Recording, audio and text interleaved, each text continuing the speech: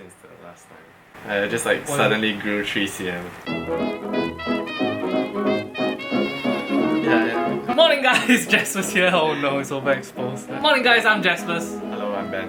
And Ben is the new intern at the new deck order for those of you who haven't seen yesterday's vlog. Today we will be looking at a deck of cards. It is Murphy's Magic. Murphy's Magic Edition.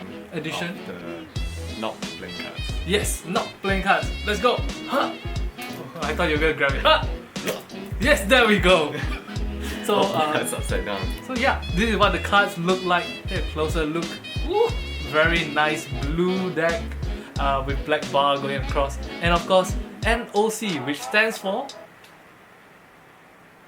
What does it stand for? It stands for minimal playing cards. Yeah. Naming conventions. I don't think they have ever said what NOC stands for. Yeah, but this particular one was a special edition made just for Murphy's Magic, so that's quite exciting. Also, this deck was sponsored by Murphy's Magic. They sent over like one whole brick of cards, and then we're just finally getting down to checking it out. Do you know where this is printed? Expert playing card company. Yes, that's right. Let's take a look at the bottom. Bottom. Is there anything on it? Yeah, bottom it says. You can see it right there. Made to expert specifications in Taiwan by The Expert Playing Card Company. Yes! Alright, let's open the wrap. Now the Taiwanese companies, usually their tabs are really good. So, first try! Oh my god, USPCC, do you see that? Oh! So much better. Let's rip both of these off. The last time we did one of these unboxings, somebody said like, oh no, they didn't take the bottom part of the cellophane off. Yeah, see, now it's off. Yes. So this is what the box looks like. It is a side flap, like so. And on the other sides of the box, basically, there are nothing. Previously, NOC has made a blue deck already. I think it's the same tone of blue as well. So I'm gonna be a little bit disappointed if it's just a blue card. Let's do it. Ooh, the inside is. Look at the inside. It's printed blue, gold, and light blue with an M on it. Ooh, and it seems like the cards. Ooh, that's nice. Ooh. I'm not sure if you can see this, but right at the edge of the blue is this beautiful yellow strip that goes around the entire thing. It's like goldish. Yeah. Yeah. That's nice. It's a nice touch, actually. Wow. The contrast between the yellow and the blue. Oh, so good. Yeah, I think it should be clear. Can they see it now? Yep. Yeah, that's really cool. Oddly, there's some kind of like fluff-like thing on the cards. I don't think normally you'll get the random fluff on your cards. I think this is like an oddity. Let's take a look at the jokers first. These are what the jokers look like. Joker in this diagonal text. 4 arrows going, pointing towards the center, you know, like. I think if you spin this card in a pirouette, it might look really good. Okay, I'll give it a try. Let's see what it looks like in a pirouette. Nope. Ooh, did you see? Ooh. Do you see that? No, that looks good. That looked really, really good. Interesting to note, the Joker doesn't go like Joker across like this. It goes down and then back up. Interesting touch. So it's actually a V instead of diagonal. Yeah, cool. Do we have extra cards at the back? Usually, expert playing cards only prints 54 cards per deck. So, nope. That's the Ace of Spades. Looks really cool. It's a black spade with blue zigzag lines and a very thin yellow line behind it. Now, if we fast forward through the 2, 3. Okay, now let's take a look at 2 of Spades. So this 2 of Spades looks normal. 3, 4, 5. Let's go. 3. Normal, and Jack. The colors look a little bit different to you. I think the blue is like the same shade of blue. Yeah, the blue on the court cards looks like the blue on the back. On the back. It's almost identical. Yeah. I wonder if that's how they chose the yellow for the outline. Ah, yes. They took the yellow from the court cards. Yeah. The Queen and King basically, just like, other than the blue, is the same as the usual court cards. Let's take a look at the next ace. I'm starting to see a pattern here. It seems like most of the cards are basically the color of the normal card, but with blue and yellow zigzags added to it. Yes. Yeah. The standard Jack, Queen, and King of the cards, yeah. The cards is also same except for the basically blue. The blues. Yes. The Ace of Clubs. Yes. One. The red and blue contrast looks really good together. So I remember when I was younger and I first opened NOC V2, I remember thinking to myself, wow, this USPCC stock is really good. It feels good. And when I opened the tree for the first time, it's like, whoa, this is oily stuff. This feels slippery, man. So Ben, what's your experience holding these cards right now? I expected these to feel exactly like the V3 because the box and everything else is exactly the same as the V3s. Yeah. Surprisingly enough, it's not as oily as the V3s. Really? Try. It's not as oily as the V3s. Oh yeah, you're totally right. Yeah. Like, I remember the V3s when I felt my finger going down and it was like... You could feel the oil come out of it. Yeah. Like a fried chicken. Like a fried chicken. Yes, it was that bad. If you cooked it, you could smell the chicken. Yes. That's how bad it was. But in this case, it's like...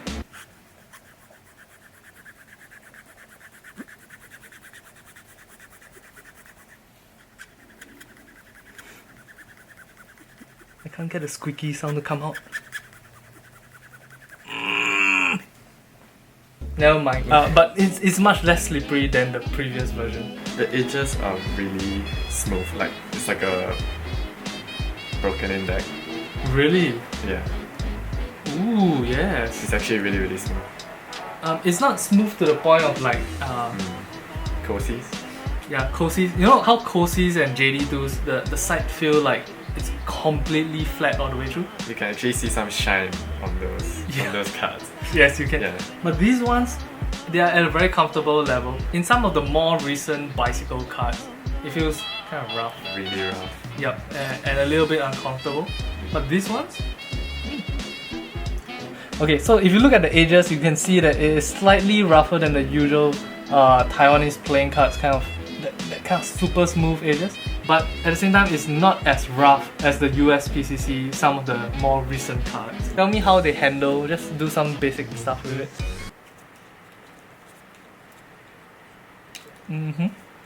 They produce a really nice sound when they impact. Oh, you like the sound? Yeah, I like the sound.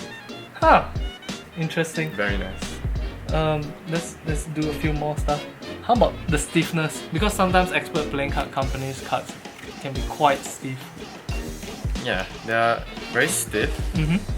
I think they'll be pretty hard in the spring. Pretty hard in the spring. Yeah, it'll be quite hard to spring.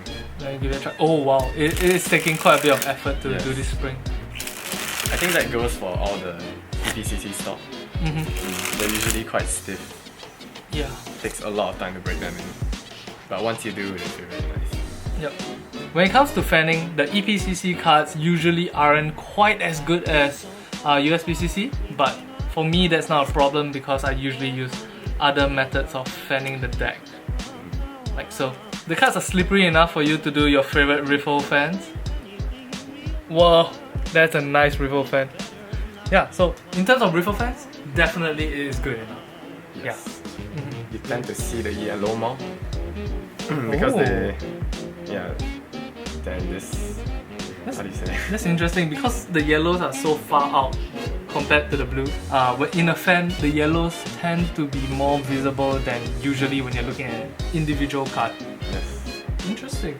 Usually with EPCC and LPCC cards, the cards ferrule from the face of the cards to the back of the cards, aka from the bottom to the top. Let's give that a try. Oof. Perfect. First try.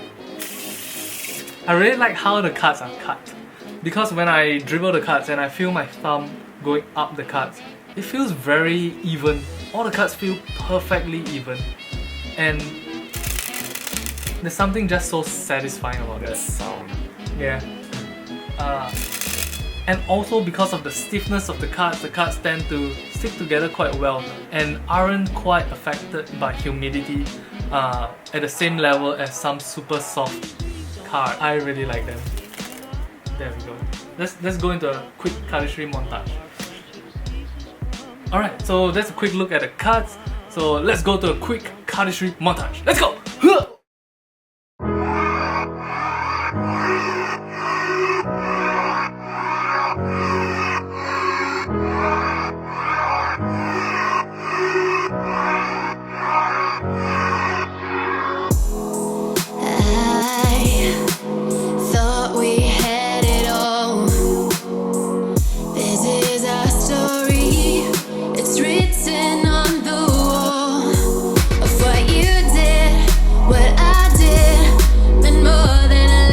Alright guys, that's it for today. If you like Bangu's cardistry and you want to find out more about our new mysterious intern and where he came from, check him out on Instagram at Bangu Cardistry. That's right. If you like this deck, look for your nearest magic shop. Look for your nearest magic shop, and they should be a Murphy's Magic retailer and ask them for this NOC Murphy's edition. Or you could get sponsored. Or you can get sponsored too. Yeah, I mean. That works too. Hey, leave a comment in the comment section below questions that you want me to ask Bangu, so that tomorrow I can ask him and interrogate him. Tell us in the comment section below. Leave a like. Go follow him on Instagram, and I'll talk to you guys. We will talk to you guys. Do you know what's the next word? Tomorrow. Yes. But it's not tomorrow.